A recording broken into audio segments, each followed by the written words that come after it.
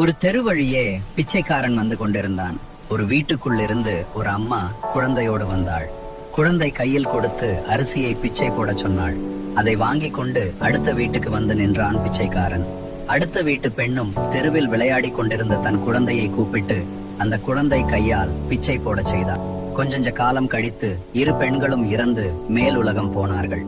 முதல் பெண்ணை சொர்க்கத்திற்கும் இரண்டாவது பெண்ணை நரகத்திற்கும் அனுப்ப சொன்னார் நீதிதேவன்.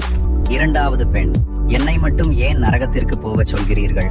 அந்த பெண் குழந்தையிடம் கொடுத்து, தர்மம் செய்த மாதிரிதானே நானும் செய்தேன் என்று சண்டை போட்டாள்.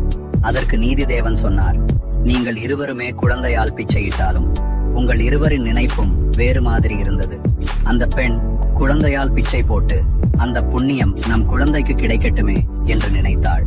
அதனால் அவளுக்கு சொர்க்கம். ஆனால் நீ உன் கையால் பிச்சை போட்டால் அதிக அரிசி போய்விடுமே என்று நினைத்து குழந்தை கையால் பிச்சை போட்டாய். உனக்கு கெட்ட எண்ணம் இருந்ததால் புண்ணியம் கிடைக்கவில்லை என்றார்.